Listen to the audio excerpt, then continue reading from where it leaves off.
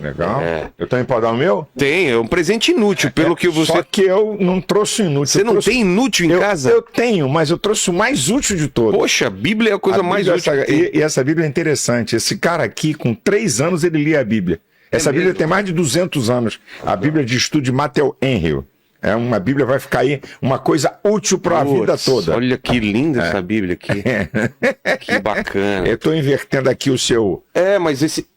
Por que existem várias Bíblias de estudo e existem várias traduções? Como que... Deixa eu explicar. A Bíblia de estudo... A Bíblia é uma só. Uma só, mas ela tem... Quando você fala Bíblia de estudo, é porque o autor é especialista em um tema. Certo. Então, por exemplo, você tem Bíblia de estudos de Apocalipse. A especialização é explicar o Apocalipse.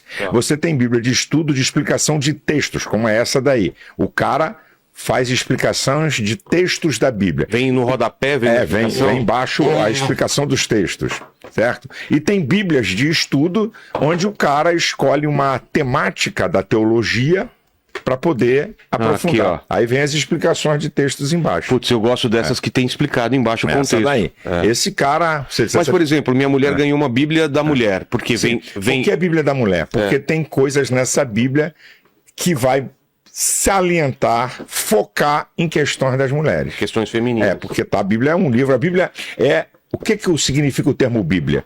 O termo Bíblia vem do original biblos, que significa uma enciclopédia de livros pequenos. A Bíblia é uma enciclopédia de 66 livros. Tem tudo que é tipo de assunto. E por que... Já me explicaram isso daqui, mas eu queria a tua explicação. Por que na Bíblia protestante tem menos livros do que na Bíblia católica? Porque nós não acreditamos naqueles livros que estão no período interbíblico, que não são aceitos porque eles contradizem a própria Bíblia. Então, a Bíblia é um livro fenomenal, escrito 1.600 anos, por 40 escritores diferentes, em diferentes regiões. Isso é uma das coisas mais fenomenais da Bíblia. Isso é como só Deus. E ela é atual até hoje? Atualíssima. Como a Bíblia. Isso aqui é muito interessante. Como é que um livro escrito durante 1.600 anos, por 40 caras, que a maioria não se conheceu e ela se encaixa, não se combinaram. Não combinou e ela se completa. Então, a Bíblia, por exemplo, é o maior mapa de arqueologia do mundo.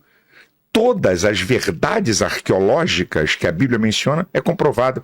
A Bíblia, existem 4 pilares no conhecimento. Né? O conhecimento, tudo que é conhecimento... O conhecimento humano. Humano, tudo que é conhecimento está baseado nisso aqui. Conhecimento filosófico, conhecimento científico, conhecimento vulgar ou empírico das coisas da vida e conhecimento teológico. A Bíblia é o único livro que possui a base do conhecimento. Você encontra na Bíblia conhecimento científico, você encontra na Bíblia conhecimento filosófico, você encontra na Bíblia conhecimento vulgar e conhecimento teológico. Como tem muitos amigos assim, então, pastor, prova o que o senhor está falando. Então, vamos lá, vamos para a prova do que eu estou falando. Olha que coisa incrível. O apóstolo Paulo, em 1 Coríntios, capítulo 15, versículo 39, também no versículo 41, ele fala de ciência. Nem toda carne é uma mesma carne. Uma é a carne dos homens, outra é a carne dos animais, outra é a carne das aves e outra é a carne dos peixes. Isso é zoologia pura. Ele está fazendo uma afirmação científica onde ninguém podia definir isso há 2.000 anos atrás. Uma outra diz assim... Qual o terreno, assim são os terrenos. Então, é uma afirmação científica. Ele está dizendo, qual o terreno, terra. Sei. Assim são os terrenos, eu e você. Isso é uma afirmação científica. Ele está dizendo que o homem é da terra. Então, se o homem é da terra, os elementos químicos que são encontrados na terra são encontrados no corpo humano.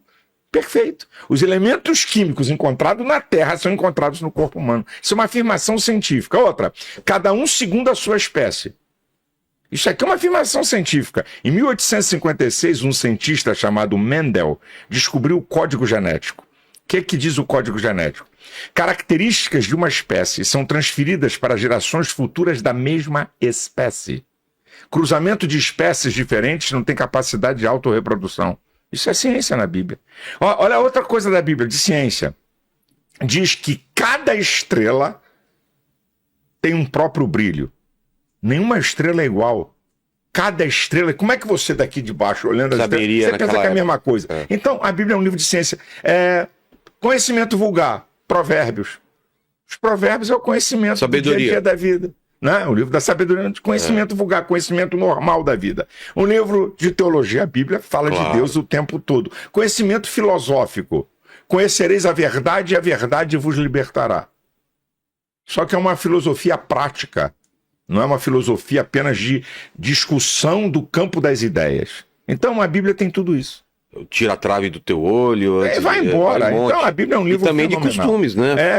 A Bíblia é um livro fenomenal, sabe? Atualizadíssimo.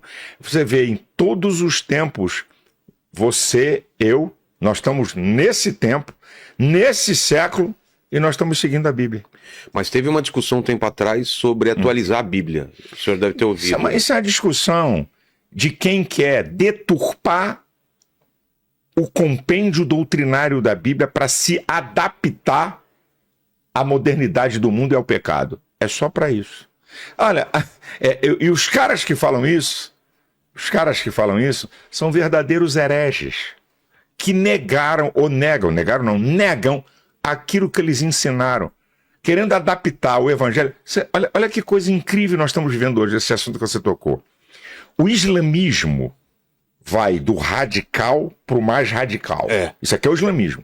Agora o cristianismo, sabe o que está acontecendo? Está cada vez vai do leviano para o mais leviano. Quer dizer... Leviano quer dizer o quê? Leviano é o que é à toa de mundano. Qualquer porcaria, mundano. Então, como é que você quer adaptar o cristianismo ao mundo, quando o cristianismo é um estilo de vida? O cristianismo, o que é o cristianismo? Não é religião, é o reino de Deus na terra.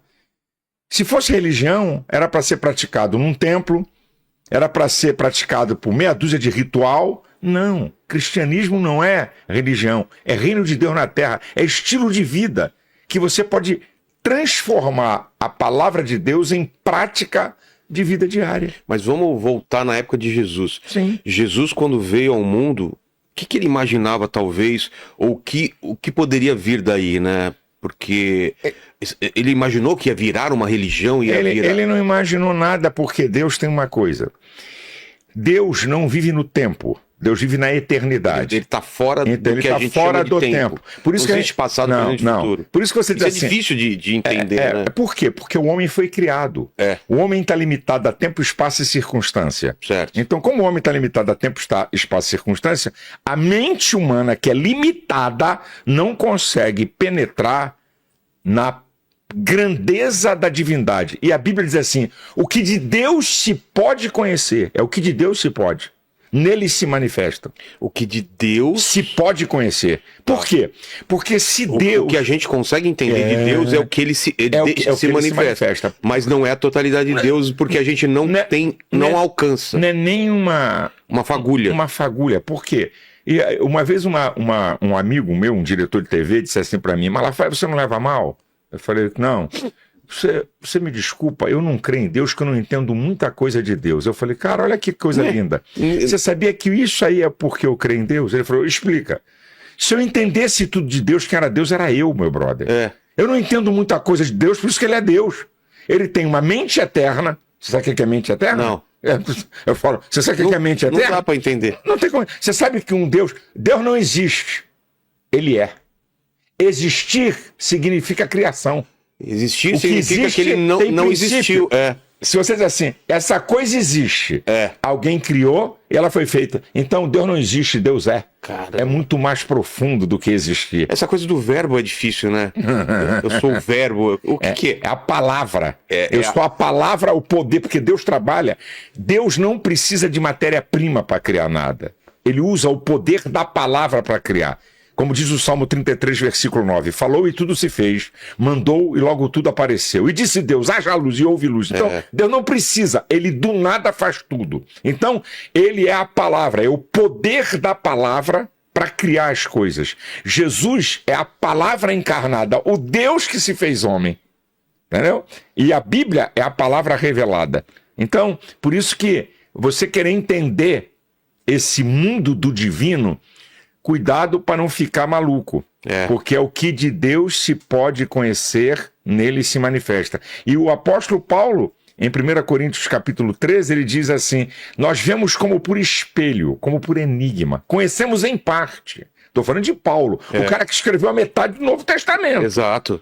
Tá? Um cara com muita intimidade com Deus e profundidade com Deus. Então, se você quiser entender tudo de Deus, você vai ficar maluco. E faz parte da crença você ter dúvidas também. Eu não vou dizer que faz parte da crença, porque Não, a crença leva à fé. Eu vou a crer. Vou reformular, não ter dúvidas, mas questionar Deus às vezes sobre alguma coisa.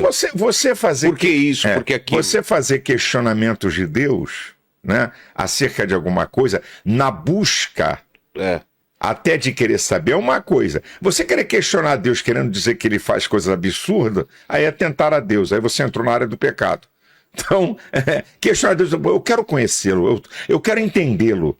Isso você vê nos profetas. Daniel era um cara que orava muito, jejuava muito, está lá o capítulo 9 do livro de Daniel, querendo buscar o conhecimento e o entendimento das coisas de Deus. Isso aí não tem nenhum problema. Eu quero entender, eu quero conhecer isso. E digo para todos, não coma na mão de ninguém.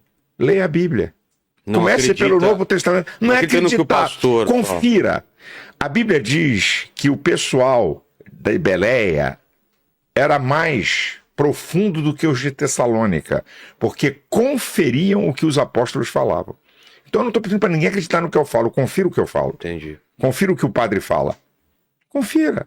Então, não é, o pastor não é o guru absoluto, e que aí um bando de alienado analfabeto que tem que acreditar no que ele fala. Confira. Por isso que tem a Bíblia. Deus deixou algo que o homem pudesse entender da sua vontade para você acompanhar.